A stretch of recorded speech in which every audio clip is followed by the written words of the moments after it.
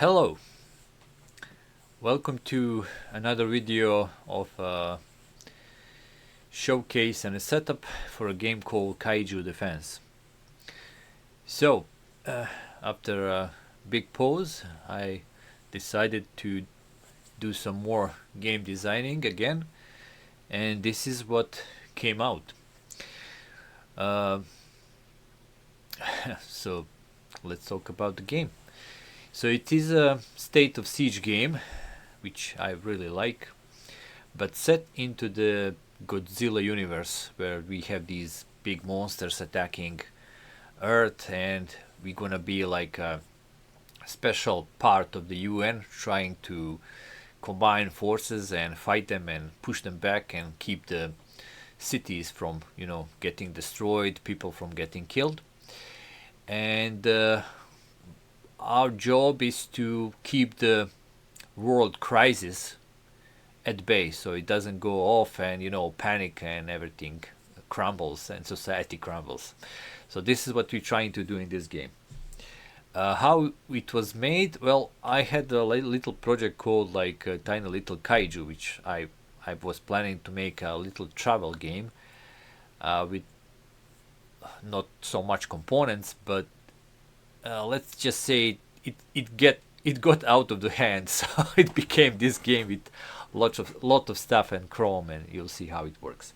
So let me show you components for now. I have a rule book. It's on my language, so I'm going to use it to as I play it, so I don't make some mistakes. And keep in mind, this is all working project, so some things might change. As always,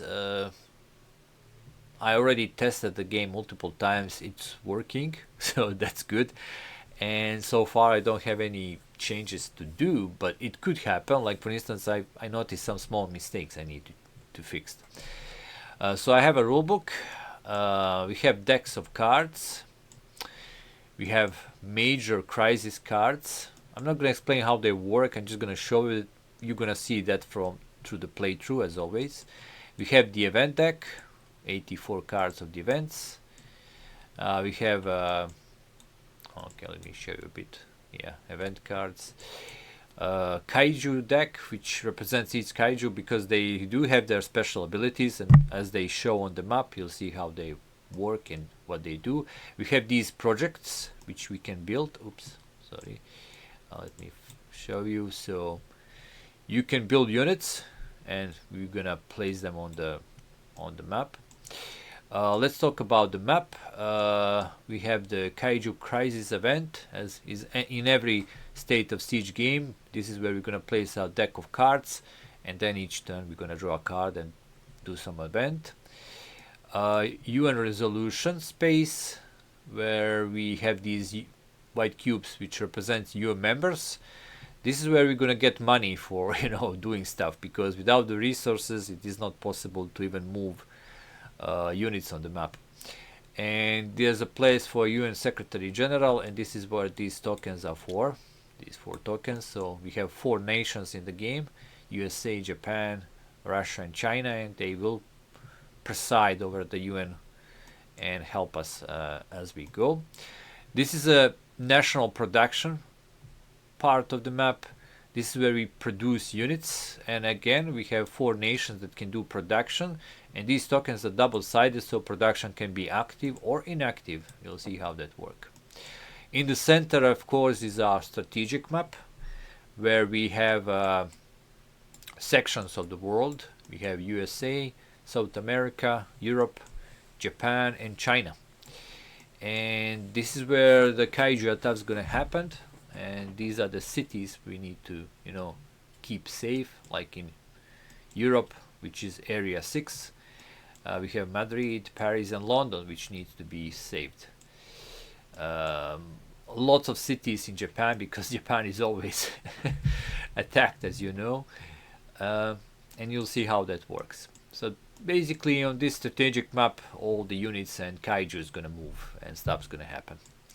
Then we have available forces boxes for each nations. This is where once you build your units, you're going to place them in them boxes, and then from there through some logistics, you're gonna move them on the map, because logistics, as you know, it costs, and it's sometimes it's not like sure it's gonna go everything as it should do. So for instance, some units may travel much long time periods than the others, depending where you're sending them. As you can see, also you are limited. So for instance, USA can only send to Japan, South America and Europe, while Russia can only send to China and South America, and China only to Europe. So for instance, if I want to build something in Russia and then send it to Europe, then I have to first send it to China and then from China to Europe. So you'll see there is some a little game here how to, you know, put the units in use as best as you can through this logistic. And on the bottom we have this crisis track going from 0 to 30, although it doesn't mean every scenario is going to be like 30 crises. It could be lower. You'll see how that works. The yellow spots are for tracking resources. The maximum resources you can have is 10. And now let me show the other components. We have these red cubes used to put them on the damaged towns, and black devastation cubes. This is if your town is completely destroyed, like there is no reparation, there is no possibility to build it back. Yellow units are basically the ones you can through some projects you know, research and then build. They are limited in numbers, so, and some of them gets destroyed immediately. Some of them can actually have a recovery, which you can build them back after they're damaged.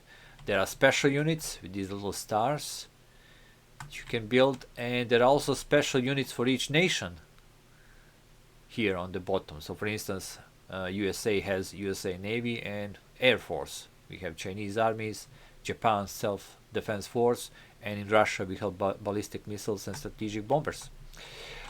These are the sighting tokens. That's when the kaiju is sighted on the map, but you still don't know what it is. Project tokens are used when you're doing some projects. Evacuation, you have 3 of these, so you will have to evacuate towns unless you know, you want to have casualties, and the crisis then is going to rise. We have nesting tokens, because some of the kaijus will go through nesting process and actually evolve. So there's that. We have nuclear weapons, but they are really scary to use. Once you use them, it's a one-time use, and you know, crisis is going to rise very much. And we have these helping tokens to track researchers, to track crisis and final crisis. Basically, this you put this on the scale depending on a scenario. So for instance, in some scenario, final crisis might be on space 30, on some can be lower, maybe 15 or 20 or 22. So for now I only have one scenario, and we're gonna play that one. You'll see that during the playthrough. And of course we have our kaiju tokens. I put most of them, and some of them are double-sided as they evolve. So for instance, King Ghidorah, and there is also Kaiser Ghidorah. And here's a mistake which I have to fix. Kaiser is actually written with a Z, but for now it's gonna be, you know, I can use it like this. Doesn't Violante and Rogue Kiryu will enter the game later on. And these flock of seagulls, they are mixed with these tokens, so sometimes you know, sighting might be just a flock of seagulls, and you just spend money to send the spy planes. And yeah, it was all for nothing. Alright, so that's major components. And of course 2 dice used, blue for us, red for kaijus. And that's basically that. Now I'm gonna set up the game, and in the next video I'm gonna go slowly through from turn to turn and show you how everything works through play, and you'll see. So let us set up the game now. First I'm gonna go through this. I have a first scenario called Return of the Gods. So first we need to set up the event deck. These 48 cards, you're gonna shuffle them, and you're gonna split the deck on 4 parts. So let's do that. And each part of the deck will have 12 cards. Then you're gonna go and take these 6 major crisis cards, you're gonna shuffle them, and then randomly draw and place 1 in each of these 4 decks. The 2 will not be used. Do not flip them to see what it is, because it should be a surprise. So every playthrough will be different major crisis. So now I have 4 decks of 13 cards. I'm gonna shuffle them again, and then you just place them one on top of the other. Doesn't matter in which sequence, as long there are like 13 cards with one of those major crises. So basically, as you draw through this deck, in those 13 cards, those major crises will pop up. Alright, so that's a event deck prepared. Now let's do the UN resolution part here, where the UN nations are. So in this scenario, we start with 3 members already in the seats, and the rest will go on their spaces on this track here. Now for this scenario, it says use all of them and go from left to right, and we put them on these little starred spaces. So 1 here. These are UN members represented with white wooden cubes, and in the last section there will be 2 of them. Alright. The next thing, it says take these kaiju cards, put them close by so we can use them as through the game, and take the projects, shuffle them. Actually, I'm kind of going not from. Let's go in a sequence. So the next actually thing is to put these productions, national productions. So American and the Japanese production is active, while the Chinese and Russian productions are inactive. So they do not have factories to produce units for, Kaiju Defense yet. Then it is set to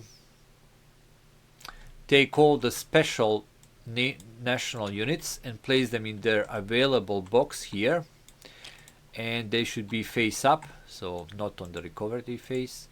So US Navy and US Air Force for USA, Japan Self-Defense Force for Japan. In Russia we have ballistic missiles and these strategic bombers, and you can always check on the other side where they belong, and Chinese armies for China. In this scenario they're all available. In some others could be like some not available, some might be still in recovery, and so on and so on. Alright, then we take all the kaiju tokens except the Biolante and Rogue Kaiju, and we place them in the cup, in this case in the bag, together with these flock of seagulls, and we're just gonna shuffle them. We're gonna draw them from the cup later on.